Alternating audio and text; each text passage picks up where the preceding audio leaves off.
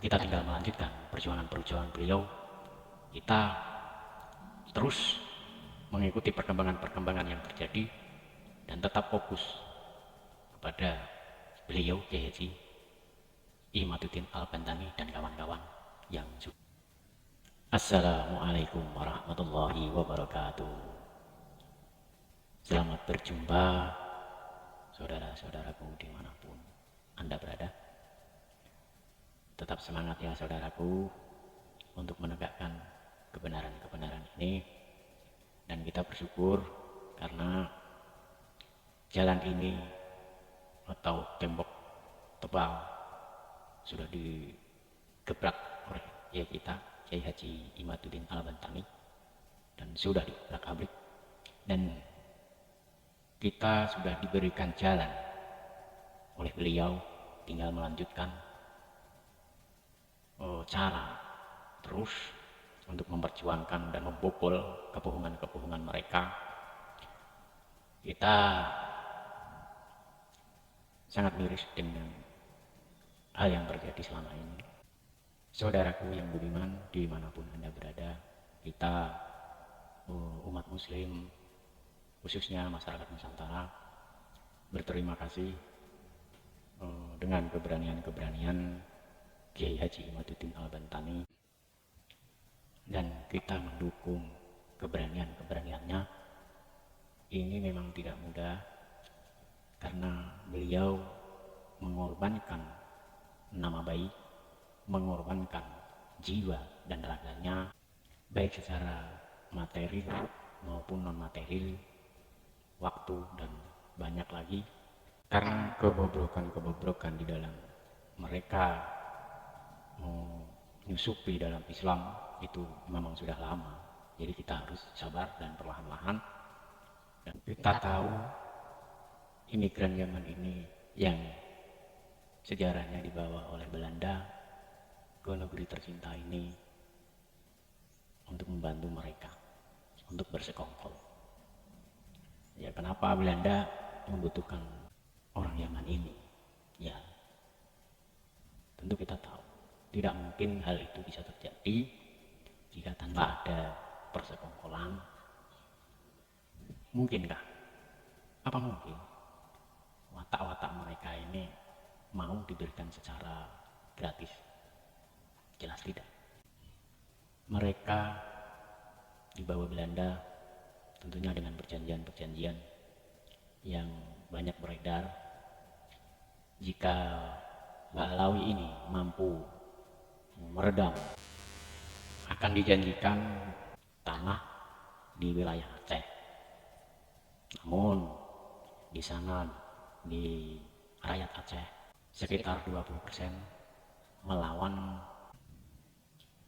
para pengikut atau koloni-koloni ini, mencoba membujuk masyarakat Aceh untuk dimerdekakan.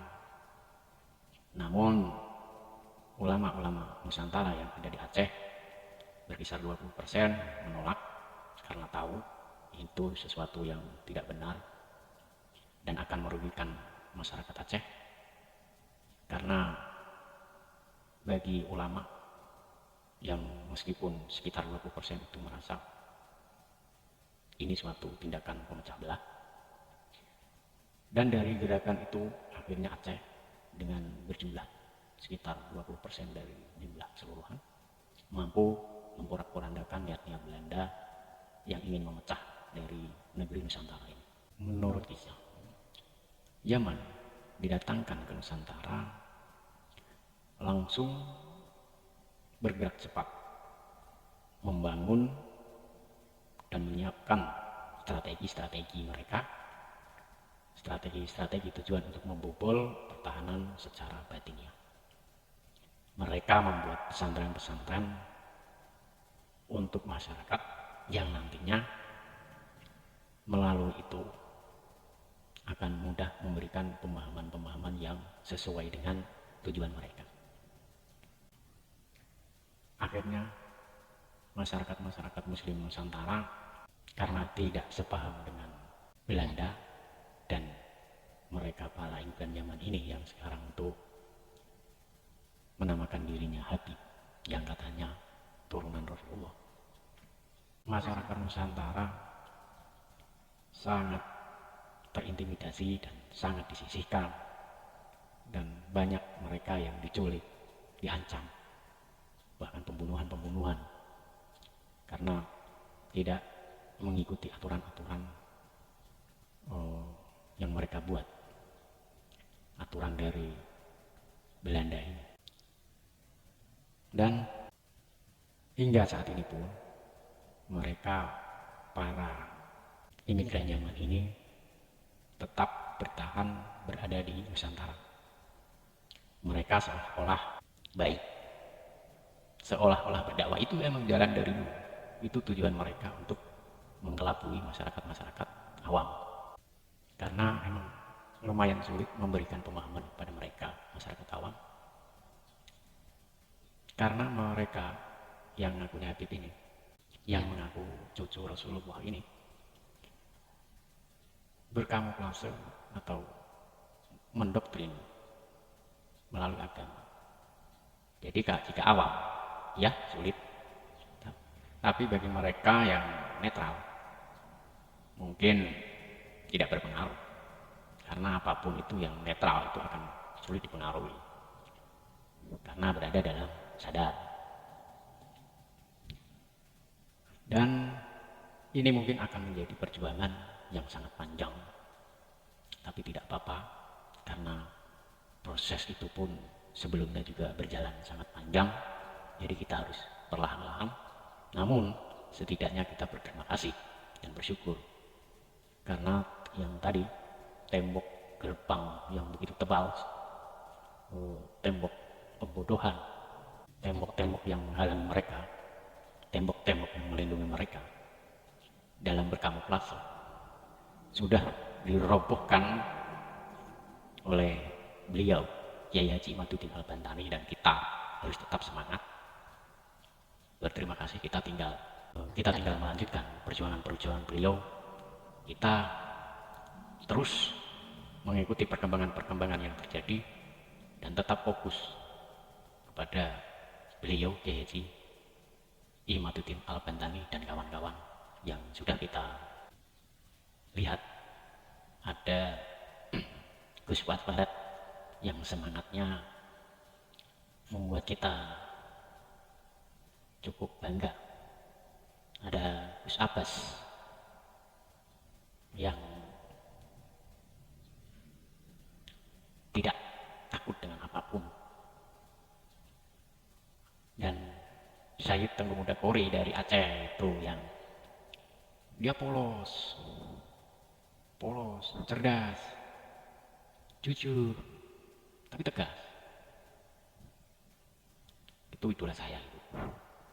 Satu-satunya sementara idola saya itu. Karena unik. 1001. Dia orang yang pintar, jujur, sangat berhati-hati, terutama menjaga jiwanya, menjaga hatinya. Meskipun dia sebenarnya sangat marah besar dengan kelakuan-kelakuan para begundal-begundal ini yang mengaku cucu Rasulullah ini, sangat memalukan. Ditambah lagi putra-putra Nusantara kita yang terkena doktrin dari mereka, ya kita harus terima itu. Karena biar bagaimanapun saudara kita itu juga sebenarnya berada dalam tempurung. Jadi serba salah. Dia sendiri sulit untuk melepaskan kekangan itu, karena itu sudah takdirnya. Dan kita tidak bisa memaksakan apapun, karena itu sudah jadi kehendak Tuhan, sudah kehendak Allah. Kita hanya bisa mengingatkan, karena apa? Mungkin sewajarnya jika mereka itu ada si wapi. Ya karena mereka sejak kecil sudah dididik ikut mereka, jadi sulit untuk melepaskan memang sesuatu yang berat. Itu tergantung mentalnya, itu tergantung bagaimana dia bisa mengendalikan ego. Dan ya kita ya sedikit menyayangkan, namun tidak apa-apa, meskipun ya terlalu berani, senonoh, dan meskipun dia pintar berkitab, tapi bagi saya itu tidak penting jika banyak memahami kitab tapi dia terbungkus dan jiwanya tidak tumbuh tuh, sama saja hanya akalnya yang menguasai dia. Akhirnya ya tidak berdaya dan tersiksa. Oh ya, kiranya cukup sekian dulu ya pemirsa. Mungkin di lain waktu kita sambung lagi. Dan ini mudah-mudahan kita semua tidak merasa bosan untuk terus berjuang membenahi kesalahan-kesalahan yang terjadi di masyarakat kita yang terdoktrin oleh mereka yang selama ini dengan kedok-kedok jubah suci, namun dibalik itu sangat menggelikan. Oke pemirsa, kiranya cukup dulu. Assalamualaikum warahmatullahi wabarakatuh.